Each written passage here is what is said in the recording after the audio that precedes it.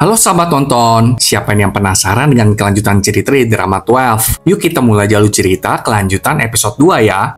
Kita lalu melihat Taesan yang sedang minum sendirian dan merenungkan kata-kata Gumsum sebelumnya. Dalam kilas balik ke era Joseon, Taesan dan Mir sedang asik berbelanja. Namun ketika itu, mereka melihat sebuah keluarga dalam kesulitan. Beberapa preman mencoba mengumpulkan uang dari para pedagang pasar dengan cara yang sangat kasar. Taesan tentu tidak bisa membiarkan hal ini. Jadi dia ingin mengatasi para preman itu. Namun sebelum Taesan membela para pedagang itu, Taesan meminta Mir untuk tetap diam dan jangan melakukan apapun dan membiarkan Taesan aja yang menangani masalah ini. Tapi di tengah-tengah semua ini, Mir malahan menggunakan kekuatannya untuk melawan para preman. Dan penduduk desa memperhatikan bagaimana Mir menggunakan tangannya untuk memanggil angin yang akhirnya melumpuhkan para preman itu. Setelah melihat Mir melakukan aksinya, penduduk desa pun terkejut. Malam itu, para penduduk desa mampir ke kediaman Taesan. Mereka berpura-pura berterima kasih kepada Taesan dan keluarganya atas bantuan mereka. Para penduduk desa kemudian memberikan hadiah berupa makanan dan minuman untuk Taesan serta keluarganya. Namun di dalam makanan dan minuman itu, para penduduk desa sudah memasukkan obat bius untuk membius seluruh keluarga Taesan. Selagi Taesan serta seluruh keluarga tertidur pulas akibat makanan dan minuman dari penduduk desa, para penduduk desa mencoba membunuh Mir. Mereka yakin Mir adalah iblis yang ingin mengendalikan mereka dengan kekuatannya. Untungnya, sebelum penduduk desa hendak menghabisi Mir, Taesan terbangun dan segera menyelamatkan Mir. Taesan juga mengusir para penduduk desa itu dari kediamannya. Namun sejak itulah Taesan kehilangan harapan kepada manusia. Taesan bahkan meminta keluarganya untuk menjaga jarak dari manusia. Ternyata itulah yang terjadi kepada Taesan. Malaikat aja punya kepahitan sama manusia ya. Kembali ke tempat antah berantah.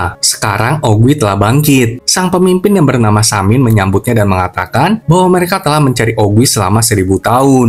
Tapi Ogwi ragu untuk mempercayai Samin. Dia mencengkeram leher Samin menuntut kebenaran. Samin kemudian menjelaskan bahwa dirinya telah kehilangan kekuatan. Dan tanpa kekuatan, Samin harus mempertaruhkan nyawanya untuk menemukan serta membangunkan Ogwi. Lalu sekarang, Samin membutuhkan Ogwi untuk menghadapi Taesan dan Marok. Mendengar itu, Ogwi langsung bersemangat. Dia terlihat senang dapat kembali untuk mengalahkan para malaikat. Keesokan paginya di dekat Sungai Han, Masuk, Doni, dan Kangji bersiap untuk olahraga pagi bersama. Tapi Doni terus beralasan untuk nggak ikut olahraga bersama Masuk dan Kangji. Doni pengen makan camilan aja. Pokoknya si Doni ini malas banget deh olahraga. Karena itu, Masuk serta Kangji berolahraga tanpa Doni. Di saat Doni sedang duduk tenang untuk menyantap sarapan paginya, Doni melihat seekor anjing dan terlibat pertengkaran dengan anjing itu dong. Doni nggak senang hati lalu menghampiri anjing tersebut. Tentu saja, pemilik anjing itu bingung kenapa kok jadi tiba-tiba rusuh gini. Doni dengan marah menjelaskan kalau dirinya mendengar si anjing terus meminta camilan milik Doni sambil mengatai Doni babi. Dari sini kita mengetahui kalau Doni bisa membaca pikiran, bahkan pikiran hewan. Untung aja Masuk dan Kangji segera turun tangan sebelum semuanya jadi tambah runyam. Masuk serta Kangji mengingatkan Doni bahwa mereka seharusnya menjauhi manusia dan tidak berinteraksi dengan mereka. Tapi Doni nggak senang hati dan mulai mengomel kepada mereka. Sementara itu, Ogwi sedang berjalan-jalan di jalanan sambil membiasakan diri dengan dunia barunya. Saat itu, Mir dan Ogwi hampir saling berhadapan. Tapi mereka hanya melewati satu sama lain. Meskipun begitu, Mir dapat merasakan kehadiran Ogwi. Namun, karena Ogwi sudah berjalan cukup jauh, Mir pun menjadi tidak yakin, dan dia tetap melanjutkan langkahnya. Begitu juga dengan Ogwi. Setelah berjalan cukup jauh, Ogwi menghentikan langkahnya. Dia berbalik melihat Mir dari belakang, kemudian melanjutkan perjalanannya. Malam harinya, para malaikat berkumpul. Ada Jido, Masuk, Doni, Kangji, Wonsung, serta Bangwul. Mereka makan malam bersama sambil merayakan ulang tahun Bangwul. Karena secara teknis, hari itu memang adalah hari ulang tahunnya. Saat Bangwul memperlihatkan KTP-nya dari zaman dulu, Wonsung langsung mengejek foto di KTP Bangwul. Bangwul tentu sangat marah dengan perkataan Wonsung. Dia menatapnya dengan sinis, tapi Bangwul tidak berbicara satu kata pun. Sepulang kerja, Mir mampir ke bar untuk minum dan tiba-tiba mendapat penglihatan. Di dalam penglihatan itu, Mir melihat dirinya berjalan ke dalam gua,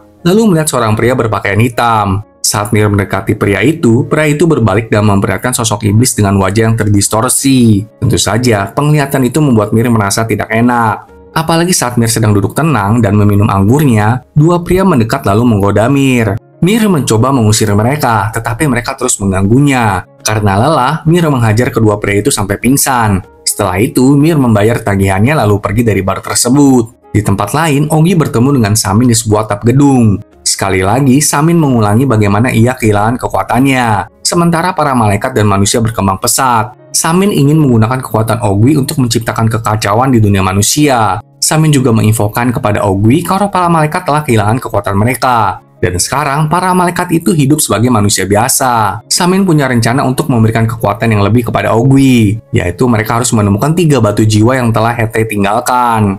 Mengingat Ogwi dapat merasakan energi Hete, akan mudah baginya untuk menemukan batu-batu itu. Setelah menemukan batu-batu jiwa itu lalu menyarukan energinya kepada jiwa naga, Ogwi bisa menghidupkan kembali kekuatan Hete. Jiwa naga adalah energi yang mengendalikan kekuatan malaikat dan iblis. Samin berjanji akan memberikan kekuatan Hete kepada Ogwi jika Ogwi membantu Samin mencapai keabadian. Tentu saja, Ogwi tahu kalau Samin tidak bisa dipercaya begitu aja. Jadi Ogwi memperingatkan Samin bahwa jika Samin mengkhianatinya, Ogwi akan memenggal kepala Samin. Keesokan harinya, para malaikat berkumpul untuk makan ayam dan bersenang-senang. Namun beberapa dari mereka khawatir karena akhir-akhir ini Tesan terlalu banyak bekerja. Masuk menjadi kesal karena Tesan meninggalkannya dengan pergi sendirian menagih uang dari para preman. Kita lalu melihat Tesan yang sedang menagih utang. Dia memang berhasil menagih utang. Namun saat dia masuk ke dalam mobilnya, Tesan menyadari bahwa obat depresinya sudah habis. Jadi dia segera membuat janji dengan dokter untuk mendapatkan obat lagi. Di tempat dokter, Tesan bersikeras kalau dirinya belum sembuh dari depresinya, dan dia nggak mau berkonsultasi dengan dokter. Meskipun dokter itu memaksa Tesan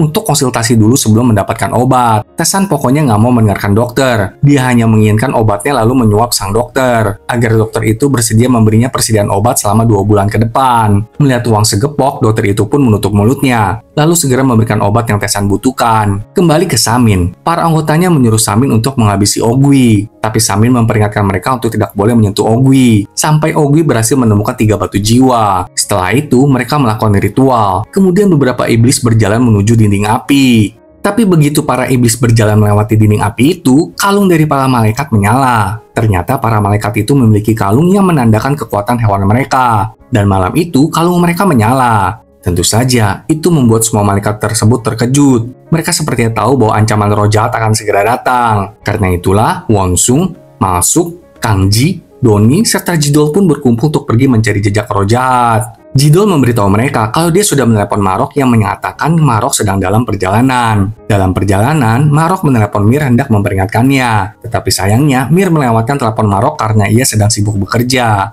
Wonsung juga mencoba menelepon Tesan, tetapi Tesan sedang tertidur di ruang terapisnya dan tidak menjawab panggilan. Setelah berdiskusi sebentar, mereka berlima memutuskan untuk memeriksa lokasi dan memastikan apakah peringatan itu asli apa enggak. Namun mereka juga khawatir, jika itu memang beneran roh jahat gimana? Secara para malaikat tidak memiliki kekuatan lagi sekarang. Lokasinya ternyata di gedung kantor Mir. Para roh jahat menyerangnya tepat saat Mir hendak pulang. Dan meskipun ia mencoba melawan, Mir dengan cepat dikalahkan. Bahkan setelah kelima malaikat lainnya tiba, mereka semua tetap dibantai. Sementara itu, Samin menyaksikan pertarungan itu dari mangkuk ritualnya.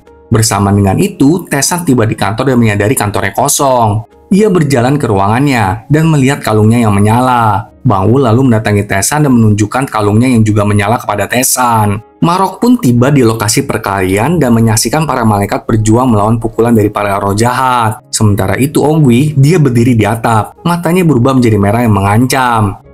Hanya dalam 2 episode, 12 berhasil membuat kita terhanyut dalam ceritanya. Sungguh menyenangkan ada drama fantasi kayak gini ya, apalagi pemainnya cakep-cakep semua. Mari saksikan kelanjutannya ya sahabat nonton, sampai jumpa.